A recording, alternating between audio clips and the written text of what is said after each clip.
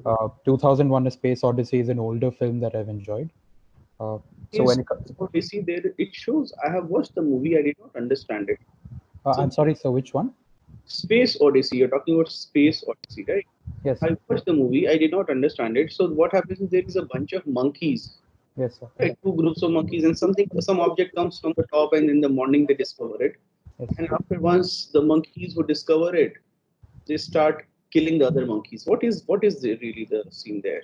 So 2001: A Space Odyssey is an adaptation of Arthur C. Clarke's novel, which is really talking about how technology, as it evolves and becomes autonomous, can really disrupt the way organic systems work. So in the monkey, in that instance, is the block that lands on that planet.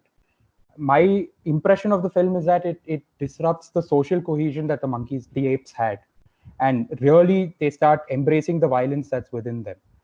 And so specifically the director of that film, Mr. Stanley Kubrick, is one who's known to embrace what is known as ultra violence, what he calls ultra violence, where society can break down uh, and expose the deepest, most vulgar sides of people, and in this case organisms. So I think it was a commentary on that. No, so after once that black thing that comes, these people start. What is the change that comes in these people?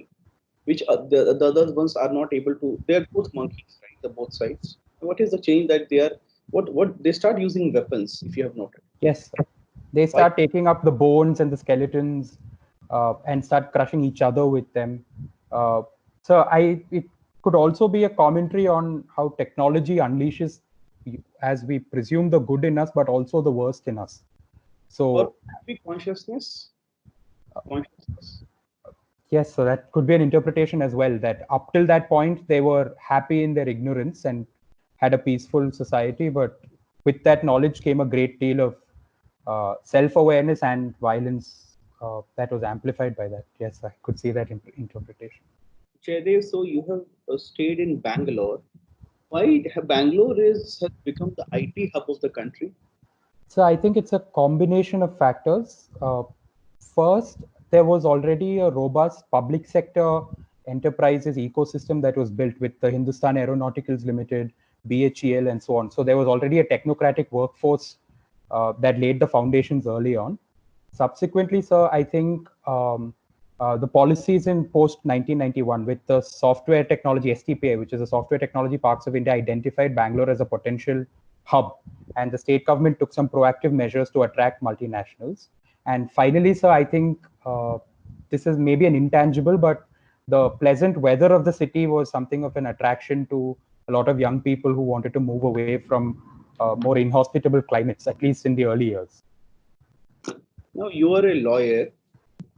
There is this, the Supreme Court takes a suo motu cognizance of certain crimes, the courts in India. What is its origin? And under what act or law or constitutional provision do they do this? So fundamentally, it's often relied on Article 141, which is a constitutional duty on the Supreme Court to do complete justice. This is very broadly worded, so it gives the court the power to take charge or to give direction to crimes such as those you spoke How of. did PIL originate? So PIL originated in the late 1970s and early 1980s when some judges like Justice Bhagwati developed a jurisprudence around the idea that Article 21 of the Constitution particularly grants broad rights to people to expect services and public governance, and that whenever the executive failed to uphold or deliver on those promises, then the court can interfere and direct suitable action. Subsequently, in the 1990s onwards, in the fields of environmental legislation, sexual harassment at the workplace, and so on, the scope has been broadened. So, do you public interest litigation? How is it has it in turn broadened the scope of judicial intervention? How So is it I, broadened? so I believe it has broadened the scope of intervention as well as enabled some unfortunate extensive intervention in areas that was not needed. This is because earlier it was felt that the executive was not delivering on its commitments. and that provided an avenue for the courts to interfere.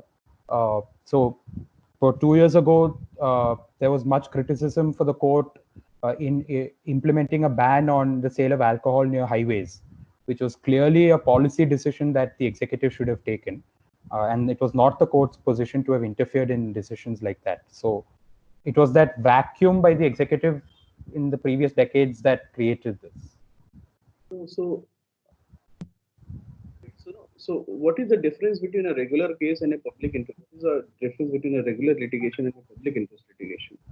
So in a public interest litigation, the standards for locus standi is relaxed, which basically means who is entitled to file that case is completely relaxed. So one does not need to show that she is a direct claimant in a matter, but that as a member of the public, she wants to file that case. Second, sir, is that the strict requirements of procedure are dispensed with. So often filings have to be made in a certain manner. Hearings would proceed according to a certain rules. If it's in the constitutional courts, based on the rules of that court. But under PIL, even things like newspaper articles or a letter that is written to the Chief Justice, all of those are treated as PIL petitions, and then action is taken. You have been doing legal blogging. Yes. What is a weblog? I'm sorry, sir? Have you heard of the term weblog? How did the word blog, what is the origin of the word blog? So I'm not familiar specifically, but I believe it's a it's a. Sorry, I shouldn't venture a guess. No, sir. Thank you. Blog is an online journal, isn't it? Yes, some sir. sort of a log. It started as a weblog. You write a diary on the web, which is why it's a blog, and therefore V plus blog. Right. Later it became just a blog. All right. So which sites you've been legally blogging? You have your own blog? No, so I have contributed to a site which is known as the Indian Constitutional Law and Philosophy blog. It's such a big name? Yes, sir. Okay. How is the natural gas pricing determined? You have interest in this. How do you determine the prices of natural gas? And can we say that right now the prices have gone down of natural gas? What is the reason?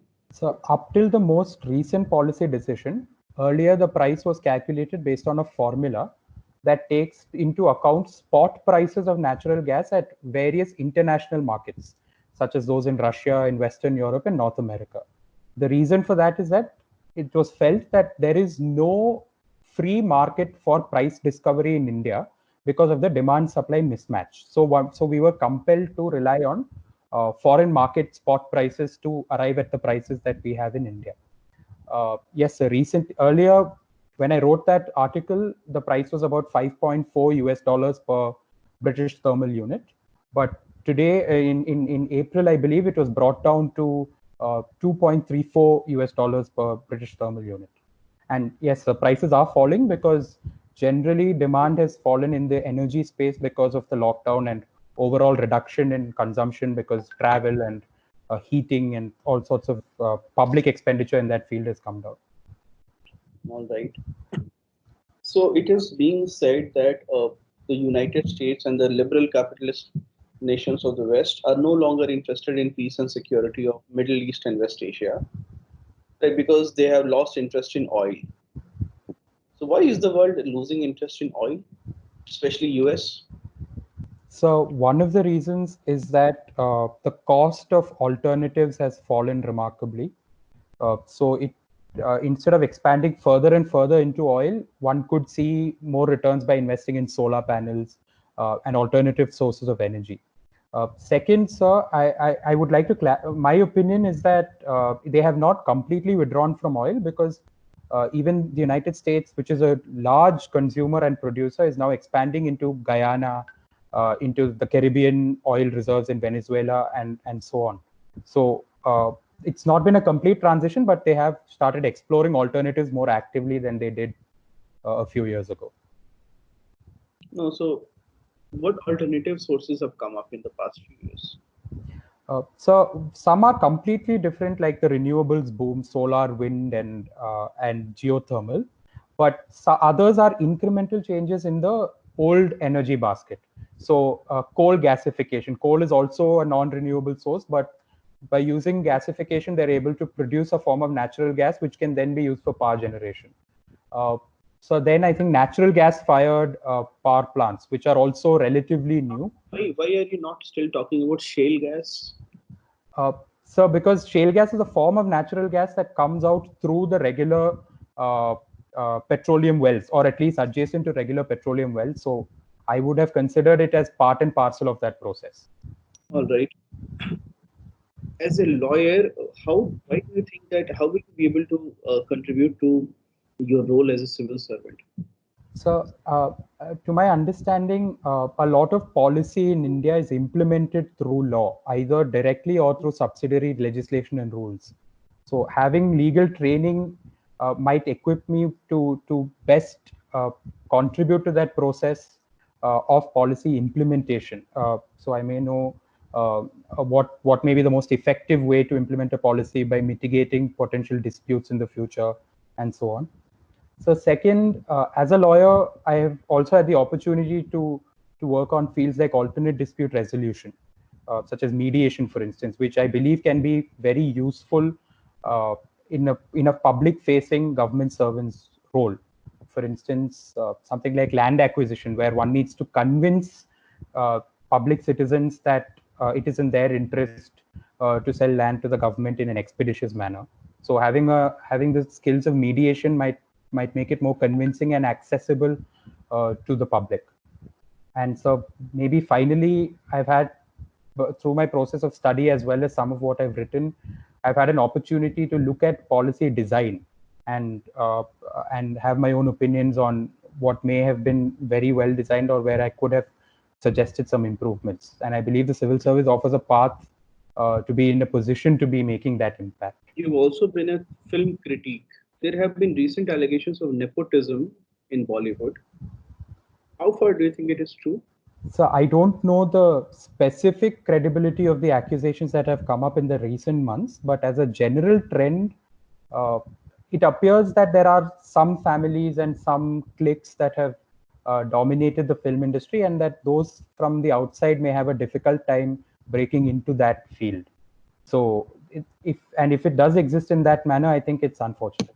So, as a film critique, what laurels do you have to your what feathers are there in your cap as a film critique?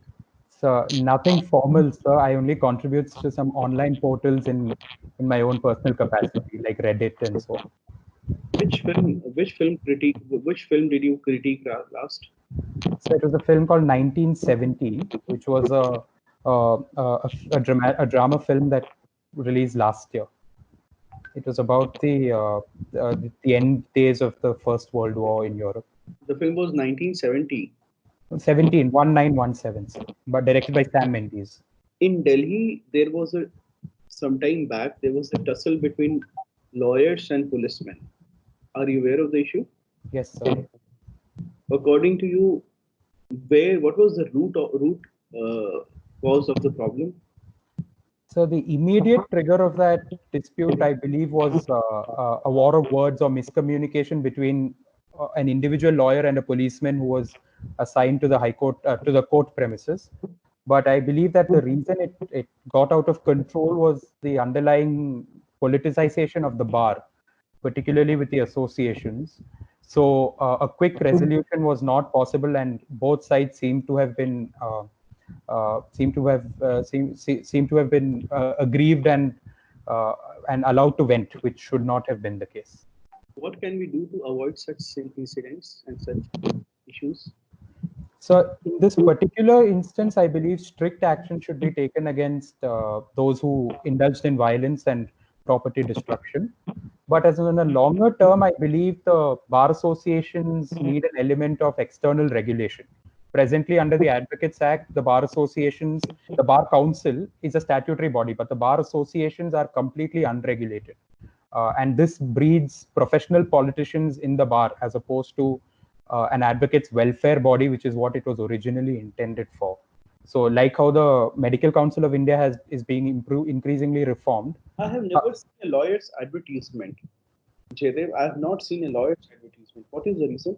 So that is because the Bar Council of India has rules against advertisement and solicitation of clients by advocates.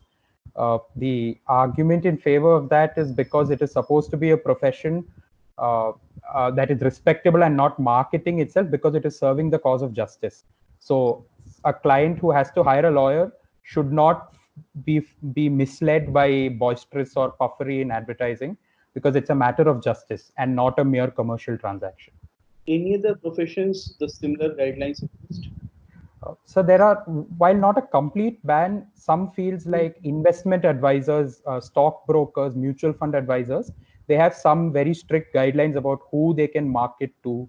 For instance, a retired person may not be well familiar with the sophisticated financial instruments that are being marketed to them. So the intermediaries and brokers there have an obligation Don't to go have. to don't go to financial sector. Any other service provider. This thing as a lawyer equally important. So other than finance sector, I cannot think of any at this point. Medicine sector. So I did think about doctors, but I have seen boards of doctors and ads for hospitals. So I don't know if there's a distinction between the doctors not being allowed to advertise, but the hospitals being allowed to advertise, which is why I didn't want to address it. All right, Dave. The government has recently banned more than 50 apps in China. What justification is given by the government for this? So there are a few justifications. The first is that these apps, the data is being transported from outside India to foreign servers, potentially in China.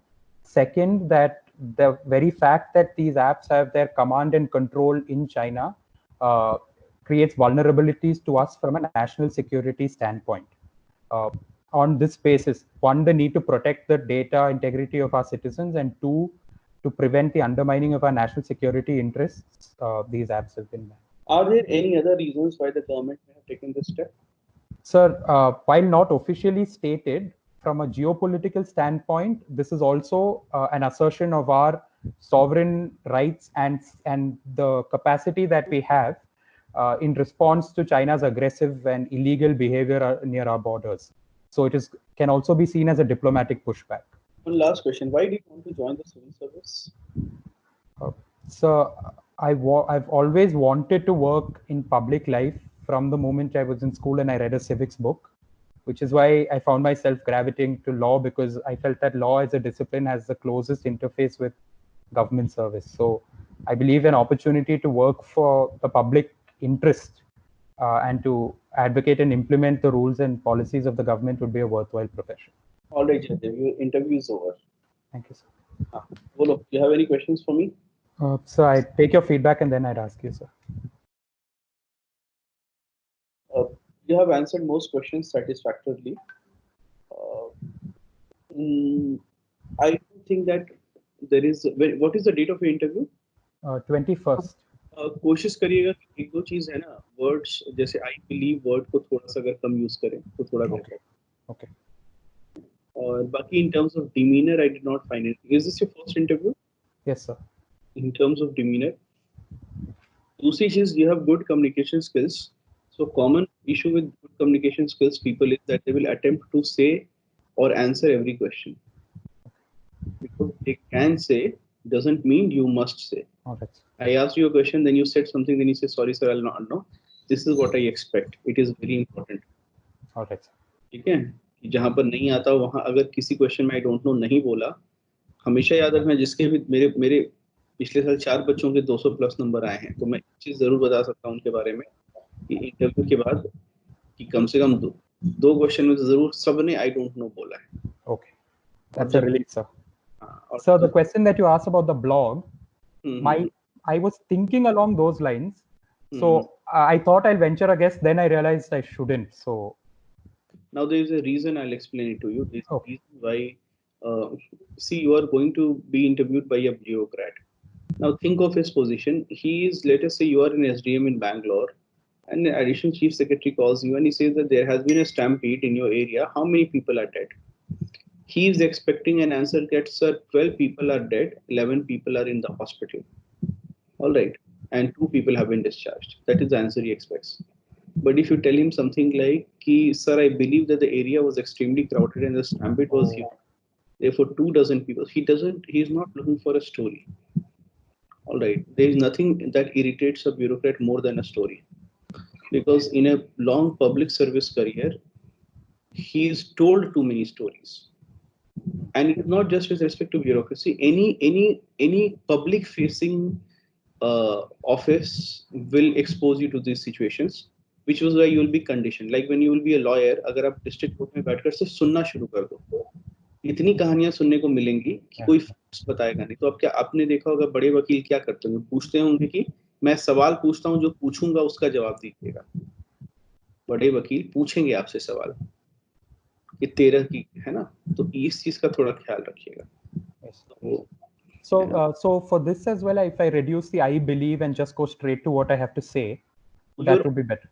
बस एक phrase हटा दीजिए. And कोशिश करिए, which will be very difficult for you given that you are from NLS. See, you will have a habit of thinking out loud. Yes, right? So while in a private sector, this is what is tested.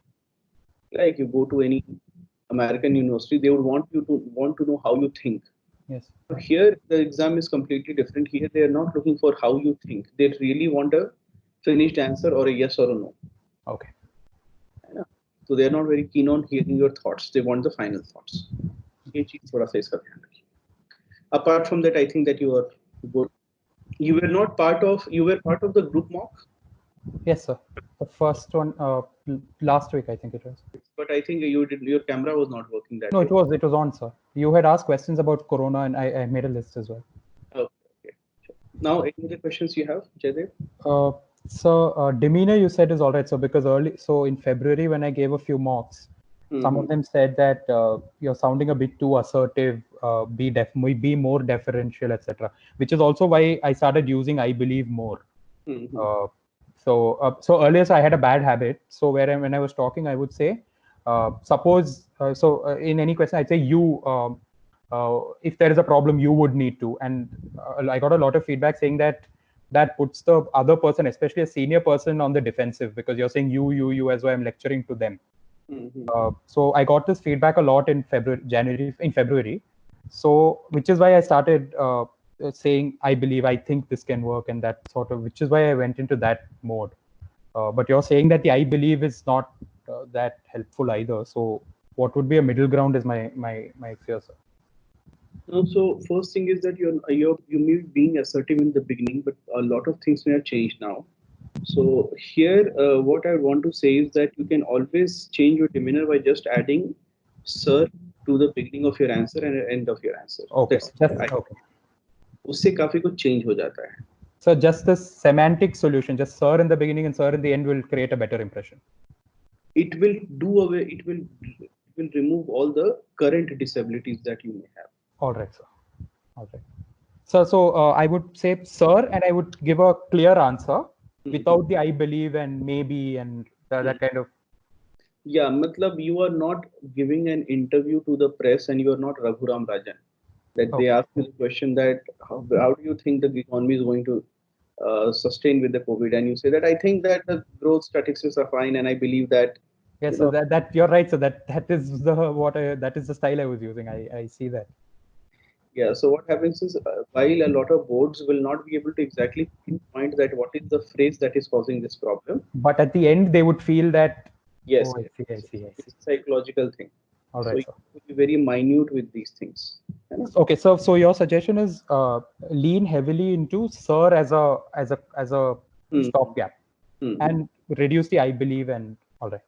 Yes. Karan Johar का interview नहीं हो रहा है. He was put in Bollywood and then he says I believe that it is everywhere and वो I believe ये सबसे avoid कर.